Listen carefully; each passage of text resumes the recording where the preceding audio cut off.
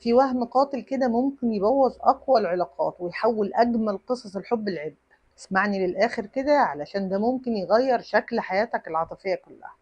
بس قبل ما أبدأ، أنا نرمين هيكل ودي قناة لحظة وعي. أتمنى لو بتتابعنا ومهتم بالمحتوى بتاعنا تدعمنا باللايك والشير والسبسكرايب. أنا مبسوطة جدا وأنا معاكم كل خميس إن شاء الله بفيديو طويل. وتعالوا نبدأ حلقة.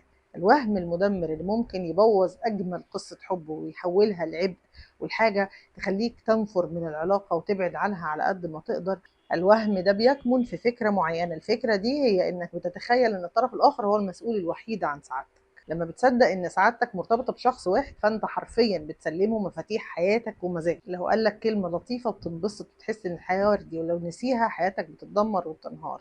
الحقيقه ان هو مش بس مبقاش مجرد حبيبك، ده بقى الريس بالبلدي يعني. والمشكله اللي دايما احنا ما بنعرفش ناخد بالنا منها قوي، يعني ان ده بيخلق ضغط رهيب على الطرف الاخر. طول الوقت هيحس انه في اختبار، مش قادر يفهم هو عرف يسعدك ولا ما قدرش. وده بيحسسه انه مربوط مش محبوب. تخيل كده في بعض النماذج كده بتبقى مستنيه مكالمه معينه في وقت معين من حبيبها، والحقيقه ان ده حقها يعني. طالما ده بيشعرها بالسعاده، فده حق مشروع. لكن الحقيقه ان هي اول ما بتبتدي تلاقي الشخص ده انشغل عنها في يوم مثلا، تبتدي تدخل في دايره شك، زي انه بنسيها او يكون بيكلم حد تاني. والحقيقه ان هي كمان بتتحول للشخص اللي طول الوقت بيستمد قيمته من حد تاني، ولو الحد التاني ده غفل عنه شويه كده قيمته بتنهار. الحتة بقى النفسية والمؤلمة جدا في الموضوع إن الاعتماد الزيادة ده في علم النفس بيسموه التعلق الغير آمن.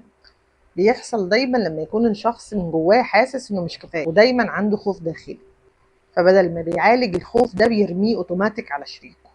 وانت كطرف آخر لازم تثبت لي طول الوقت إن أنا مهم ومحبوب. بس الحقيقة اللي لازم نعترف بيها كلنا ان مفيش حد في الدنيا طول الوقت يقدر يستحمل الحمل ده، لانه مهما عمل لازم هيبقى فيه لحظه قصور او غياب او حتى لحظه انشغال. الحقيقه اللي لازم نعترف بيها برضو ان الحب الحقيقي مش معناه انك تلاقي حد تاني هو اللي يبقى السبب في سعادتك. الحب الحقيقي انك تبقى سعيد من جواك في العلاقه، تقدر تشارك سعادتك دي مع طرف اخر. يعني بالبلدي كده طول الوقت انت مش محتاج حد ينقذك، انت محتاج حد يكمل معاك الرحله، مش واحد بيغرق والتاني مضطر ان هو يشيله. والحقيقه اللي لازم تعترف بيها ولو فهمتها تستريح جدا وهتعرف تعيش حياتك صح، ان سعادتك هي مسؤوليتك انت. سعادتك بتيجي من شغفك، من اصدقائك، من حياتك اللي انت بتبنيها، من ايمانك بنفسك، من شغلك على تطوير نفسك.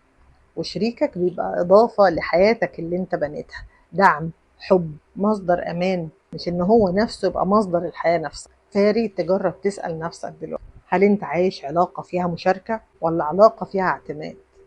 الحقيقة ان الفرق بينهم بسيط في الكلمة لكن ضخم قوي في النتيجة. واخيرا، احنا بنحب العلاقات المريحة. الحقيقة ان احنا كلنا ما بنحبش اللي يحملنا فوق طاقتنا، بنحاول نبعد عنه. حتى لو احنا بعدنا عنه نفسيا وما قدرناش نهد العلاقة دي لاعتبارات اخرى، الحقيقة ان احنا دايما بنحب اللي يهون علينا الدنيا. انت شخصيا لو بتراقب كده هتلاقي دايما بتحب طفلك اللي بيعتمد على نفسه اكتر من الطفل اللي بيحملك فوق طاقتك. فطبيعي ان احنا ككبار وبالغين يعني لما بنبقى اعتماديين وحمل على الطرف الاخر، مع هموم الحياة الاخرى اللي بقت محوطانا من كل ناحية، بنبقى تقل الشخص حتى لو ما قدرش يقولها كده بينه وبين نفسه. بس هو الحقيقة ان اول فرصة هيقدر يتخلص من العلاقة الحمل دي هيعمل كده. الحقيقة ان العلاقة عشان تنجح لازم يبقى فيها دعم متوازن، لازم يبقى فيها حب متوازن، لازم يبقى فيها مشاركة سعادة مش استجداء سعادة. في الحقيقة عشان تعيش حياة عاطفية سليمة وصحية لازم تبقى فاهم ان شريكك مش هو مصدر سعادتك الوحيد. شريكك مش هو مصدر الحياة نفسه. انت لازم يبقى عندك قيمة في حياتك تحسسك انك تقدر تحقق سعادتك بعيد عن الشريك. والحقيقة ان هو كمان هيكون شريك اكثر سعادة لما يكون في علاقة مش اعتمادية. ما تنساش لو تابعتني للجزء ده من الحلقة تدعمني بلايك والشير والسبسكرايب لو المحتوى عجبك. انا نرمين هيكل ودي قناة لحظة وعي. ابقى مبسوطة ان شاء الله لما نبقى مع بعض كل خميس. دي قناة لحظة وعي، ويمكن اللحظة دي اللي تغير بعضها. السلام عليكم.